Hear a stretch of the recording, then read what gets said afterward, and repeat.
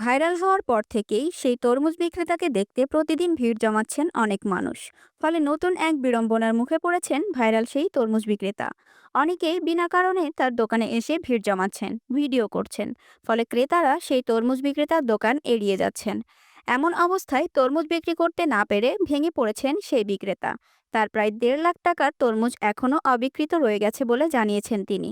বিষয়টি নিয়ে সামাজিক যোগাযোগ মাধ্যমে এক স্ট্যাটাস দিয়েছেন অভিনেতা শামীম হাসান সরকার।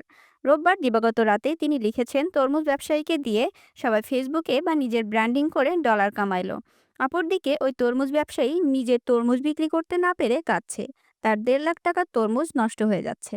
এরপর সেই ব্যবসায়ীকে ব্যবসা করতে দেওয়ার আহ্বান জানিয়ে শামীম লেখেন, ভাইরাল হওয়ার লোডি আলাদা, জুস আছে, সবাই তোমার পাশে আছে।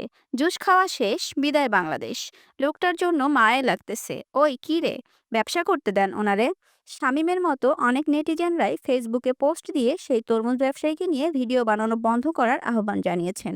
বরং তাকে সুন্দরভাবে ব্যবসা করতে দেওয়ার পরিবেশ তৈরি করে দিতে বলেছেন। বিষয়গুলো নিয়ে ইতোমধ্যেই বেশ কয়েকটি প্রতিষ্ঠান ও ব্যক্তি ভাইরাল তরমুজ বিক্রেতার পাশে দাঁড়ানোর ঘোষণা দিয়েছেন। অনেকেই তার তরমুজগুলো কিনে নেওয়ার আগ্রহ দেখিয়েছেন।